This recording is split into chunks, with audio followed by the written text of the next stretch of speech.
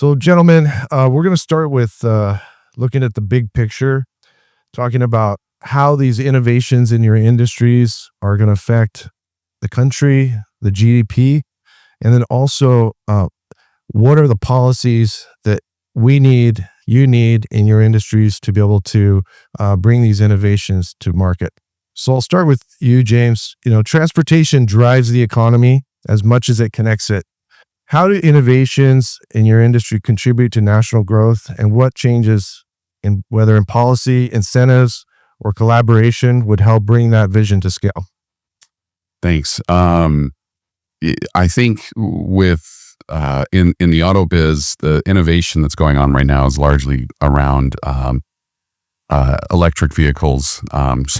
There's autonomous driving and there's ride sharing platforms and other things like that. But the EVs are the ones getting kind of all the headlines. In that space, there's a lot of government intervention, whether it's incentives up and down the supply chain, it's incentives at retail, it's incentives with production, sourcing, and then we have the Chinese as well, who are they have their own version of incentives and a different playbook altogether. So I think there's still a healthy demand for internal combustion engines, especially in commercial applications and things that technologically we're just not quite there yet.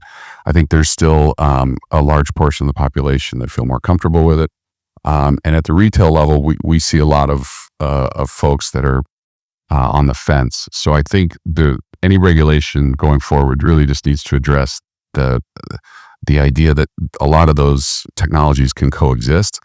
And we need to incentivize almost all of those technologies to remain competitive, because I think there's mainly the Chinese, but there's other folks as well that really are trying to take a whack out of that. And do you want to speak to the fragmentation of different policies across different states in your industry? Yeah, that's one thing that drives the auto biz crazy. Is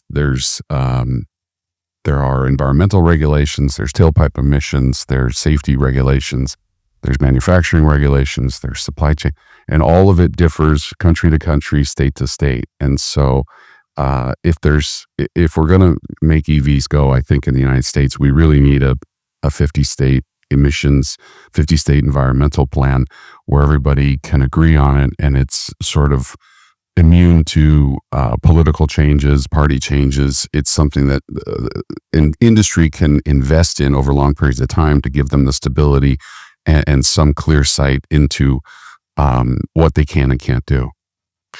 And Andrew, we'll stick with the automotive sector for now.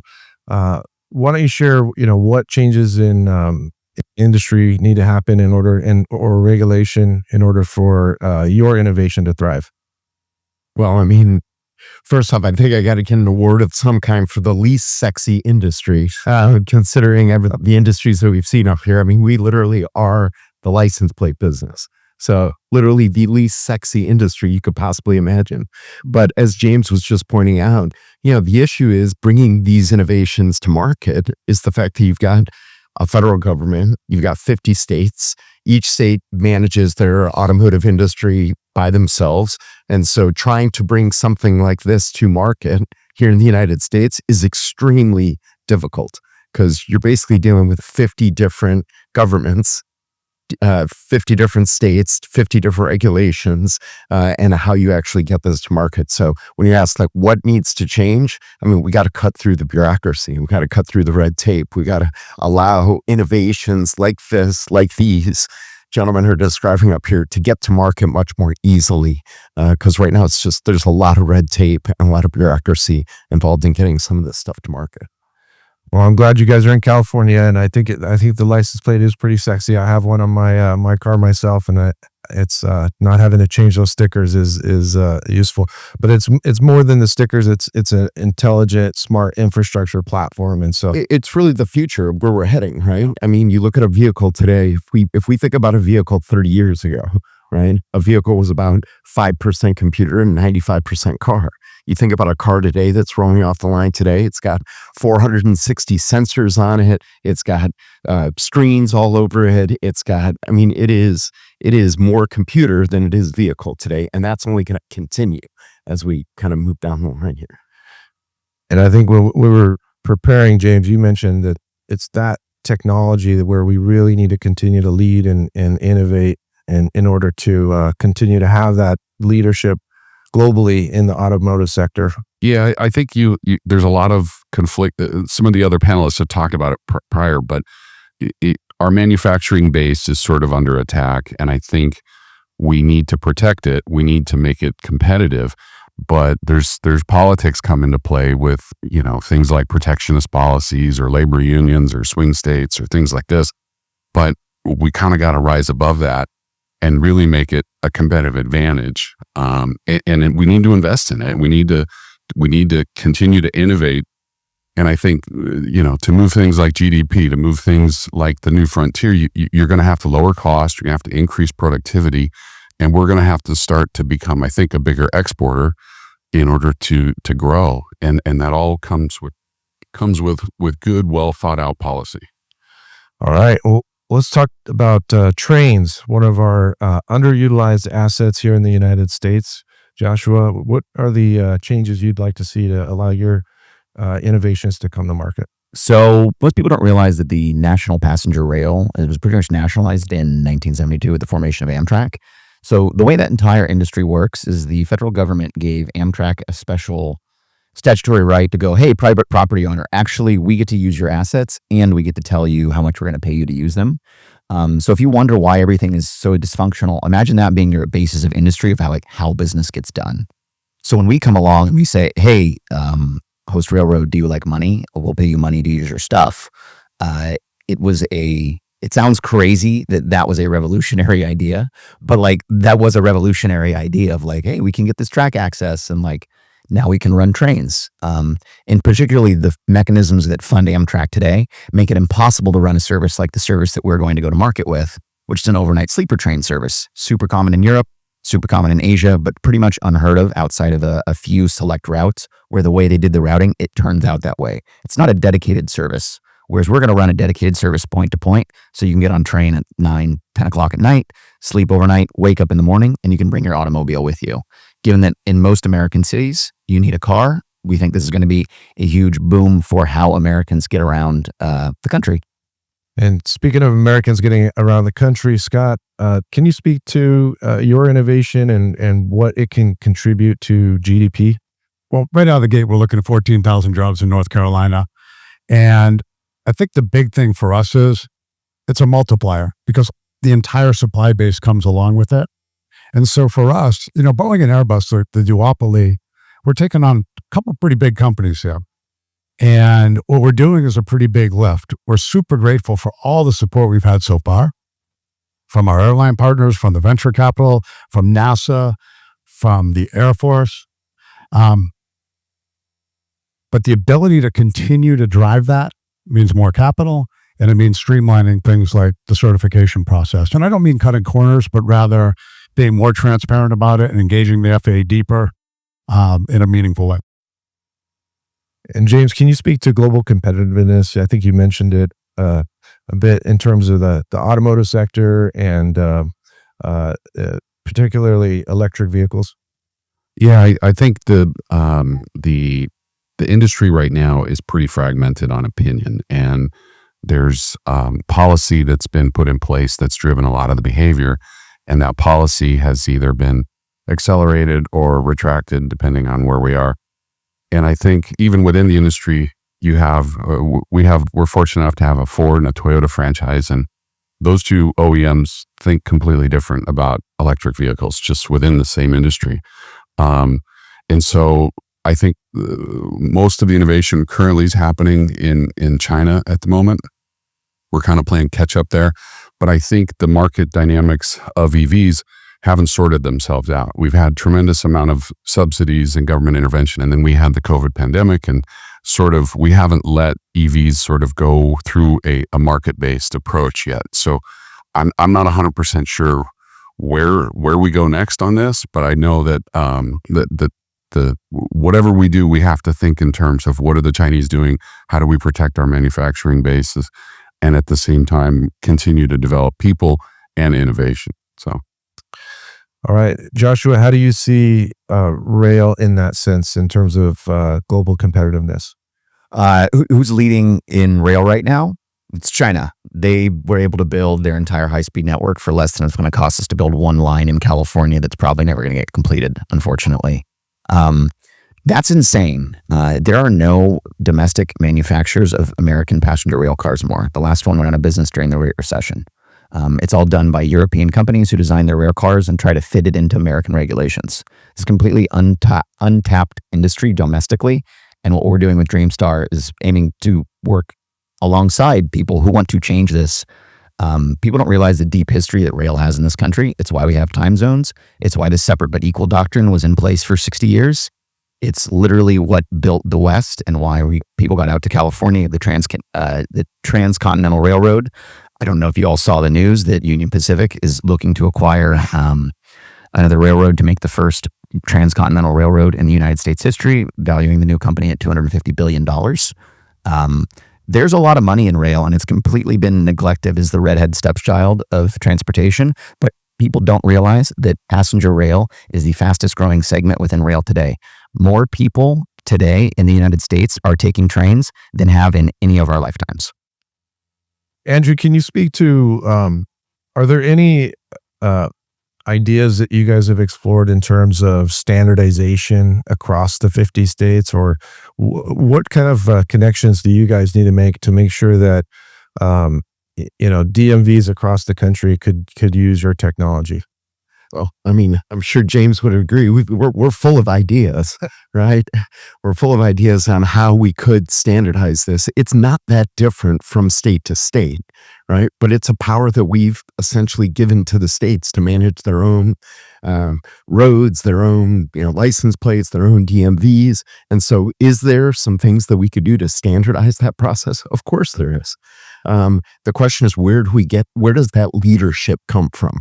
Where does that groundswell? Where do we get that kind of coming together of states where we can share some of the best of what's going on from state to state and create kind of a standard across 50 states? Do I see it happening anytime soon? I'm afraid I don't.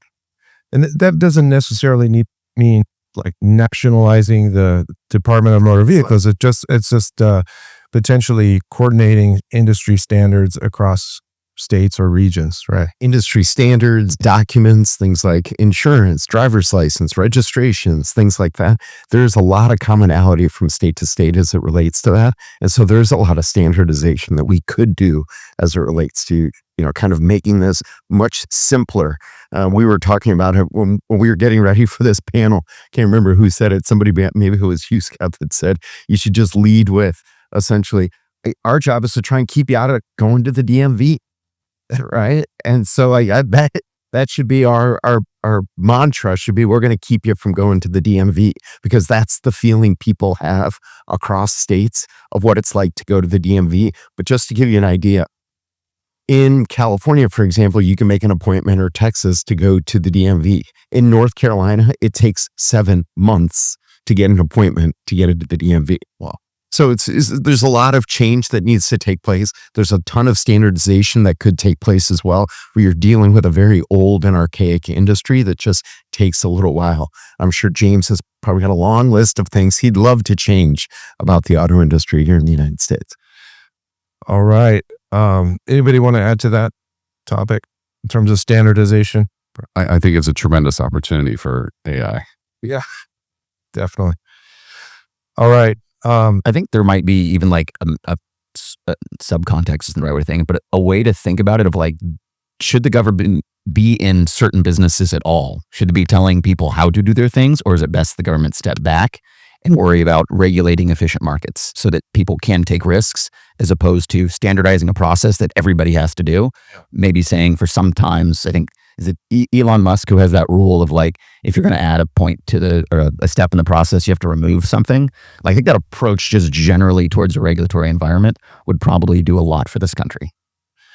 And maybe it's some of the innovations that you all are working on that are going to set the standard and drive those future standards and hopefully not too many regulations. All right. To be clear, I'm not anti-regulation. I just need like smart regulation. Absolutely. Yeah. Yeah, like that's Anything you want to add to that, Scott? Well said, guys. Okay. All right. So, if we look ahead into to the next 10 years to 2035, what will define success for your industry, and what will that success mean for how Americans move, work, and connect? Andrew, I mean, for us, it's pretty, I'm probably the most straightforward one of us up here.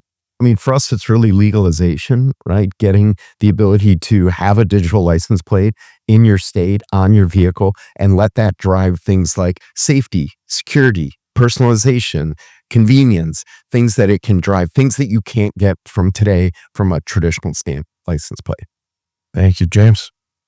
For retailers, it's really stability with our OEM partners, and I think the OEM, even friendly OEMs in Europe and Japan and Korea, I think we just need some sort of stability in this market for a little while so that we can make good bets and good long-term decisions. I think success for in our industry will be a healthy manufacturing base. I think it'll be a peaceful coexistence of all powertrain types until the market really determines what direction we all go in.